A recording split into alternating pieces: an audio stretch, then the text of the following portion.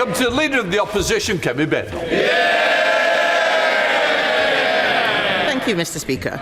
And can I associate my side of the House with the Prime Minister's words on the horrific stabbing in North London yesterday, as well as the shooting in Canada?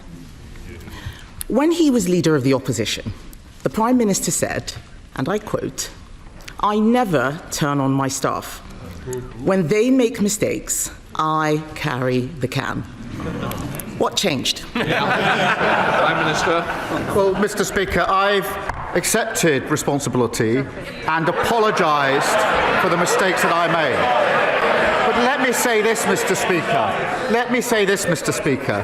Morgan McSweeney helped me change our party and helped me win a landslide election victory, which delivered for them the smallest Tory party in over 100 years. And what's her great achievement? To make it even smaller. Kemi Badenoch.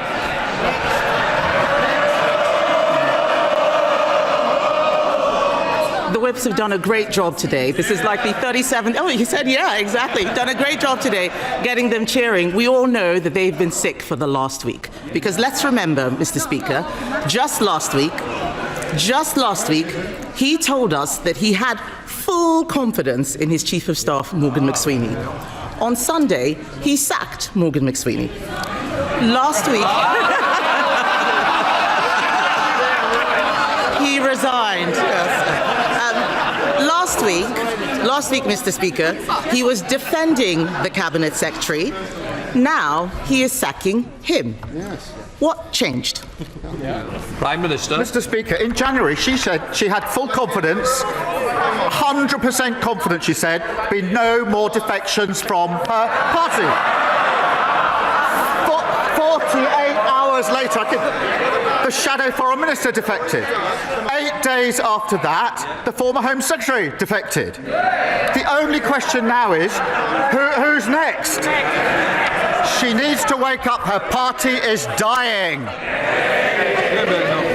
Mr. Speaker, the Prime Minister is demonstrating stratospheric levels of delusion if he thinks the problem is on this side of the House. And he didn't say anything about why the Cabinet Secretary is going. We know the truth. It is because he is throwing everyone under a bus except himself. And Mr. Speaker, the Mandelson episode was not an isolated incident. A few weeks ago, he announced a peerage for one Matthew Doyle, his former Director of Communications. Immediately after that, the Sunday Times published on the front page that Doyle campaigned for a man charged with child sex offences. Yet, despite the Prime Minister knowing this, he gave Doyle a job for life in the House of Lords anyway. Why? Prime Minister. Mr. Speaker, Matthew Doyle did not give a full account of his actions. And on Monday, I promised my party and my country there would be change. And yesterday, I removed the whip from Matthew Doyle. I'll tell you what other action we've taken, Mr. Speaker. Along with the Safeguarding Minister, I and this government have introduced the most far-reaching violence against women and girls strategy. And I'll tell you what else we've done. This government has introduced a pay rise for millions of working-class women. What did the Leader of the Opposition do? She opposed it. This government's introducing greater protection for women at work. What did the Leader of the Opposition do? She opposed it. And I'll tell you what else she opposes. This government removing the disgusting rape clause that they put in place.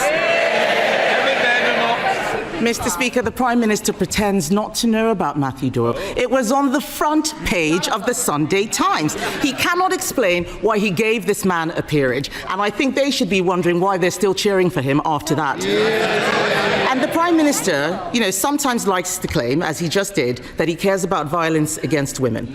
The truth is, he only cares about the victims when he's trying to save his own skin.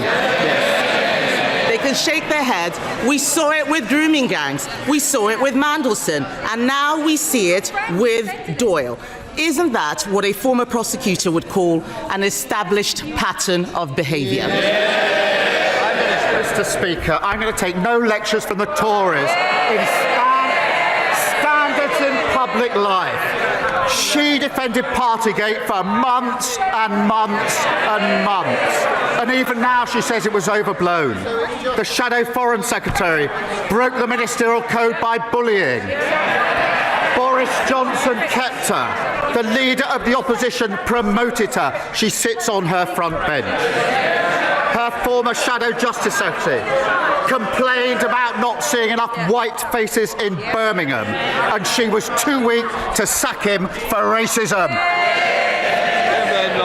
Nobody buys it, Mr. Speaker. Not even the Labour women, because they know he always puts the Downing Street Boys Club first. And how dare he criticise us? We weren't the ones stuffing government with hypocrites and paedophile apologists.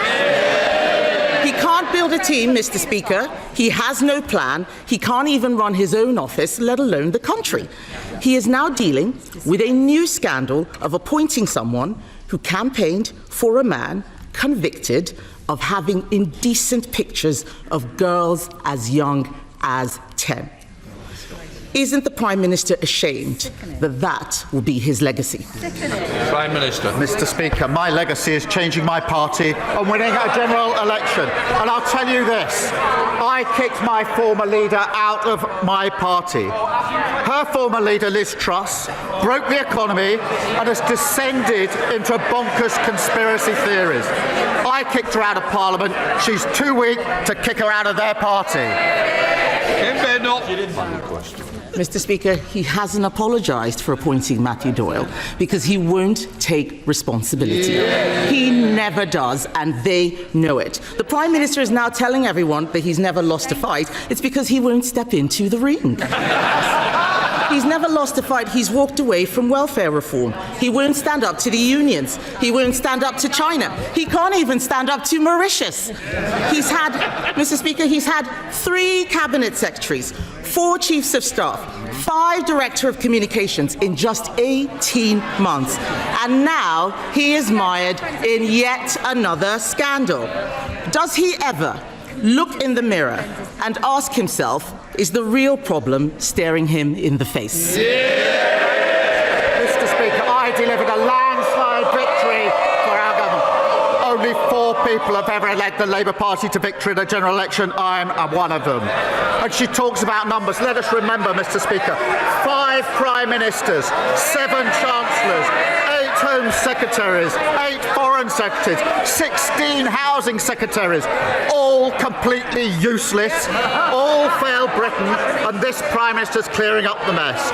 She comes here every week desperately fighting to save her dying party. I'm fighting to change our country. Interest rates down, inflation down, waiting lists down, child poverty down, and I'll tell you another thing's down, the number of Tory MPs. Said David, leader of the Liberal Democrats. Mr. Speaker, can I associate myself with the Prime Minister's remarks about the dreadful stabbing of 2 children in Brent and about the horrifying shootings in British Columbia? Our thoughts and prayers are with the children's parents and the people of Canada, especially those grieving the loss of loved ones. Mr. Speaker, to appoint one paedophile supporter cannot be excused as misfortune. To appoint 2 shows a catastrophic lack of judgment. The Right Honourable Gentleman once told this House that when a Prime Minister refuses to take responsibility, and I quote, "It only serves to convince people that things cannot get better, that governments cannot improve people's lives, and that progress is not possible because politics does not work." Does he still agree with himself? And does he share my fear that that is exactly what is happening now? Minister. People in this country, millions of people, have been let down for years and years and years. And one of the reasons was austerity, which his party supported. He should take accountability and take responsibility for what he has inflicted on this country. Surrender, David.